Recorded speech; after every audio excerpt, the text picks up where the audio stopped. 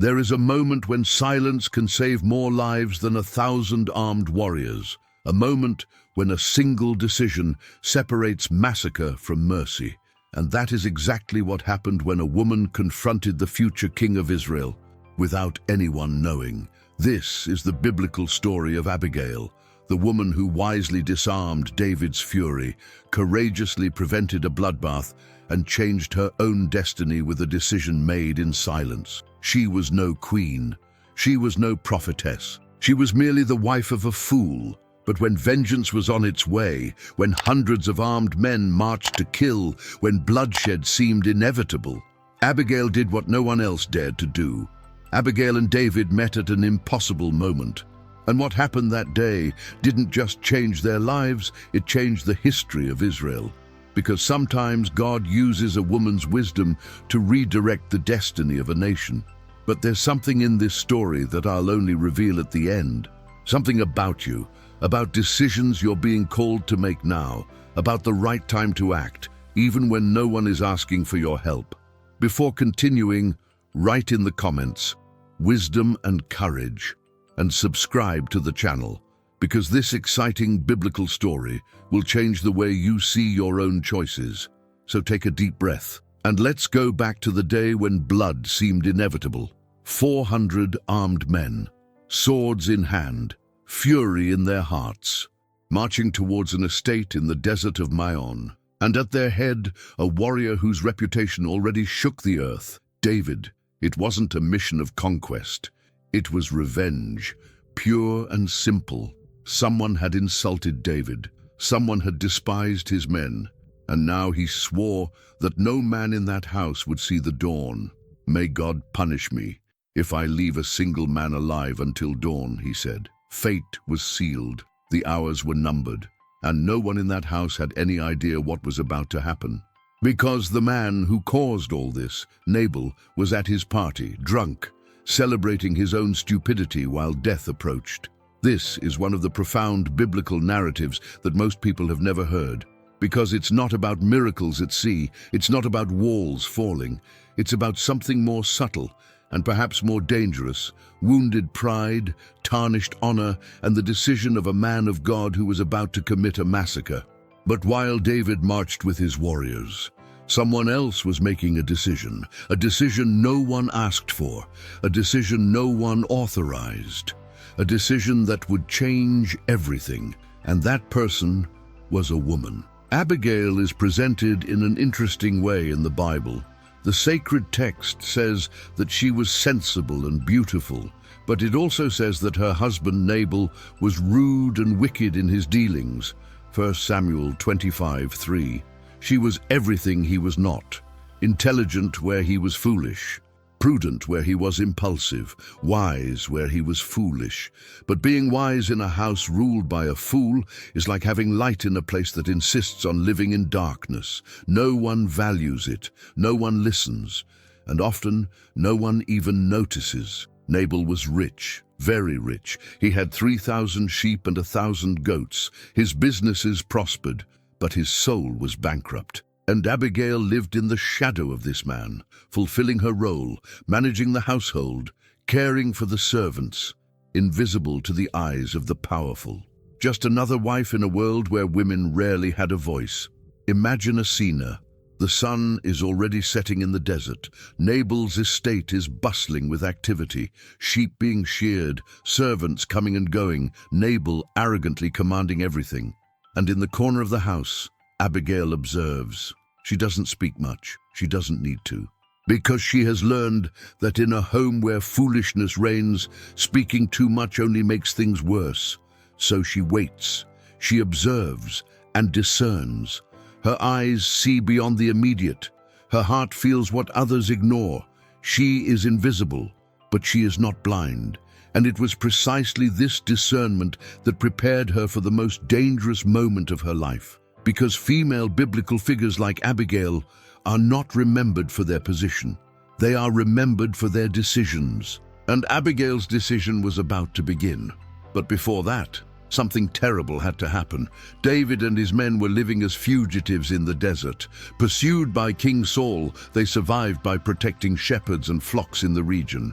And one of those flocks belonged to Nabal. For weeks, David's men protected Nabal's servants and sheep. They did not steal, they did not threaten, they did not demand anything. They were like a wall around them, day and night. 1 Samuel 25:16. Free protection, unsolicited favor. And when the time came for shearing the sheep, a time of feasting and abundance, David sent 10 young men to Nabal with a simple and respectful request. "We are at peace. We have protected your men.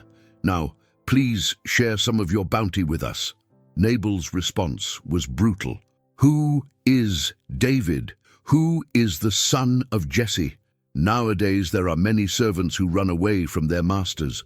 Why should I take my bread, my water, and my meat, and give it to men I don't even know where they come from?" He not only refused, he insulted. He called David a runaway servant. He publicly despised the one who had once been anointed king of Israel, and the messengers returned empty-handed, carrying only humiliation. When David heard this, his reaction was immediate. "Each man draw his sword," and 400 warriors followed him.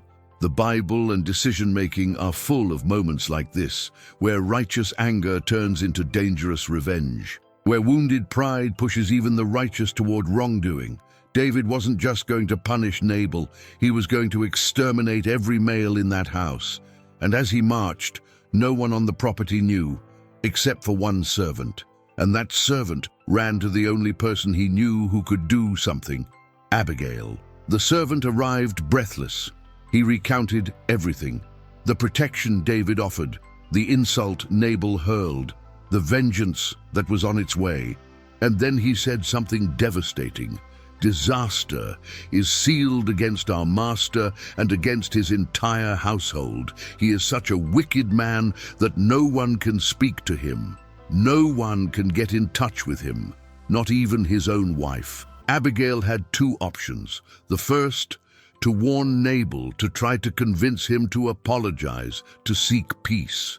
But the servant had just said talking to Nabal was useless.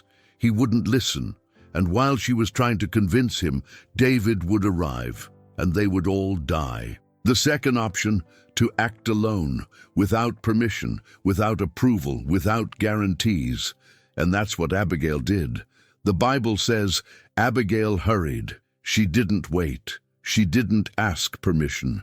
She took 200 loaves of bread, 2 skins of wine, 5 dressed sheep, 5 measures of roasted grain, 100 cakes of raisins, and 200 cakes of figs. And without Nabal knowing, she set out to meet David. If this story is touching you, leave a like now and turn on notifications. Because what comes next is the most intense moment of this entire narrative. This was the decision that changed a destiny. It wasn't a visible miracle. It wasn't a voice from heaven. It was a wise woman from the Bible who discerned the timing, calculated the risk, and decided that it would be worthwhile to risk her own life to save others. Because female courage in the Bible isn't about shouting. It's about acting, even when no one is asking, even when no one is going to applaud you. And now, Abigail was on her way to the most dangerous encounter of her life. She went down a hidden path in the mountain, and on the other side, David and his men were coming down in the opposite direction. 400 armed warriors, furious, ready to kill, and a woman riding a donkey carrying gifts. When Abigail saw David, she did not hesitate. She dismounted from her donkey, bowed down with her face to the ground before him, and began to speak. Every word was carefully considered. Every sentence carried weight, because she knew one wrong word and she would die. "My lord, let the blame fall on me. Let your servant speak and listen to what she has to say." She didn't publicly blame Nabal. She didn't defend herself. She didn't try to justify her husband. She took responsibility, and that disarmed the first barrier, anger, because it's difficult to attack someone who is humiliating themselves before you. But Abigail didn't stop there. She continued, "Don't pay attention to that wicked man, Nabal. He is exactly what his name says, a fool. But I, your servant, did not see the messengers you sent." She acknowledged Nabal's folly. She didn't deny it, but she also made it clear she wasn't part of that mistake. And then she touched on the central point, the point that would change everything. Now, my lord, as surely as the Lord lives, and as surely as you live, it was the Lord who kept you from shedding blood and from avenging yourself with your own hands. She called it what it truly was, revenge, not justice, revenge. And she said that God was using her to prevent David from making a mistake he would regret for the rest of his life. Stories of courage in the Bible are full of people who faced giants, armies, kings. But Abigail faced something more difficult, the fury of a righteous man who was about to do the wrong thing, and she did it with faith and feminine wisdom that only comes from God. And David heard. Abigail continued speaking, and each word was like cold water on burning coals. She did not attack David. She did not condemn him. She reminded him of who he really was. The Lord will surely make a lasting dynasty for my master, because you fight the Lord's battles. No evil will be found in you as long as you live. She reminded David of his identity, of his calling, of his future, because biblical wisdom for women isn't about winning arguments. It's about restoring perspective. And Abigail knew that David wasn't a murderer. He was anointed, and she was there to remind him of that. When someone pursues you and seeks to take your life, the Lord your God will protect your life as a guarded treasure. But the lives of your enemies he will hurl away like stones with a sling. What a powerful image. Abigail used the very story of David against Goliath to remind him, God fights for you. You don't have to do it with your own hands. And then she concluded with the most poignant phrase of all, when the Lord does for my master all the good he has promised and establishes him as leader of Israel, my master will not have on his conscience the burden of having shed innocent blood or of having taken vengeance. She didn't say, don't kill because it's wrong. She said, don't kill because it will haunt you. You're going to be king. And when you get there, you won't want to carry that guilt. And David stopped. He looked at that woman, and he realized something his anger had prevented him from seeing before. God had sent her. It wasn't a coincidence. It wasn't luck. It was obedience and biblical wisdom in action. And through Abigail, God was saving David from himself. David's response was one of the most humble and powerful in the entire Bible. He said, Blessed be the Lord, the God of Israel, who sent you to meet me today. Blessed be your wisdom, and blessed be you, who today kept me from shedding blood and from avenging myself with my own hands. David recognized something profound. He didn't say, What an intelligent woman you are. He said, God sent you. Because divine intervention in the Bible often doesn't come with thunder or angels. It comes with a courageous woman at the right moment, speaking the truth that no one else dares to say. David continued, For as surely as the Lord, the God of Israel, lives, who has kept me from harming you, if you had not come quickly to meet me, by morning not one man of Nabal's household would have been left alive. He admitted it. He was going to kill. He was going to massacre. And it was God, using Abigail, who stopped him. And here's something many don't realize. God didn't just save Nabal that day. He saved David, because if David had shed that innocent blood, his conscience would have been stained. His reign would have begun with guilt. And the enemy would have used that against him for the rest of his life. But God used a woman, a man of God, to redirect a destiny. And it wasn't just Abigail's destiny, it was David's destiny, Israel's destiny, the destiny of all who would be blessed by his reign. Sometimes the greatest victory isn't the battle you win, it's the battle you avoid. David accepted Abigail's gifts and said, Go home in peace. I have heard your words and granted your request. Revenge was thwarted. Bloodshed was avoided. Hundreds of lives were saved.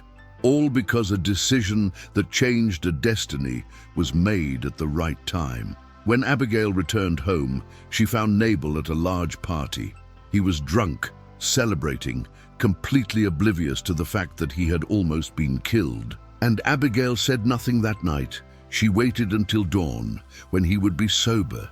The next morning she told him everything, and the Bible says something terrifying. Then Nabal's heart became like stone, and he was paralyzed. 10 days later, Nabal died. God didn't need David to judge Nabal. He took care of it himself. And when David learned of Nabal's death, his reaction was one of gratitude. "Blessed be the Lord, who has defended my cause against the insult of Nabal and has kept his servant from doing evil. The Lord has brought down on Nabal's own head the wickedness he has done." And then David did something surprising. He sent messengers to Abigail asking her to marry him, and Abigail accepted.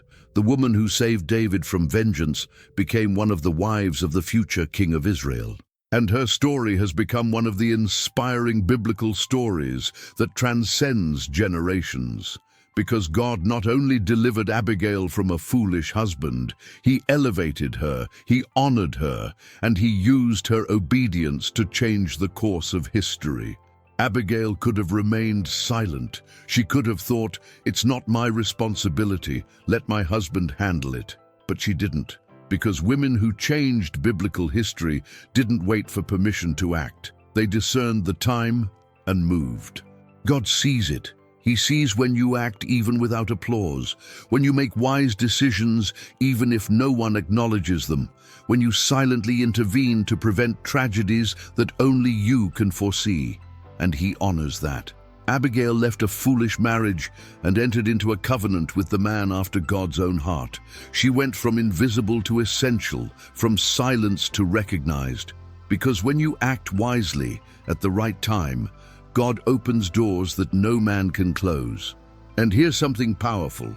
Abigail didn't ask to be queen. She only wanted to save lives, but God transformed her obedience into elevation. Because he always sees beyond what we see and rewards beyond what we imagine. Spiritual lessons from the Bible like this remind us God doesn't only use those in positions of power, he uses those who discern the right moment and act.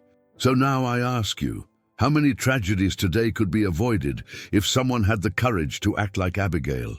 How many conflicts, how many acts of revenge, how many bitter words could be stopped if a wise voice spoke at the right moment? Are you seeing something that no one else sees? Do you feel you should act but are waiting for permission? Are you in the right place at the right time but afraid to move? Abigail didn't wait. She discerned and she acted. And God used that decision to save lives, redirect destinies, and change history. And perhaps God is waiting for you to do the same. Because the Bible and decision-making are full of moments like that. Moments where an ordinary person in an unlikely place makes an extraordinary decision, and God transforms that into a miracle. You don't need to be perfect. You need to be obedient. You don't need to have all the answers. You need to have the courage to take the first step. And when you do that, God will do the rest. If Abigail's story touched you today, I want to ask you 3 questions. Where do you need to take action? Where is God showing you something that no one else sees? What's stopping you? Fear, lack of permission, insecurity. What if this is your moment? What if you were placed exactly where you are for a time like this? Write in the comments, wisdom and courage, and tell me, what decision do you need to make today?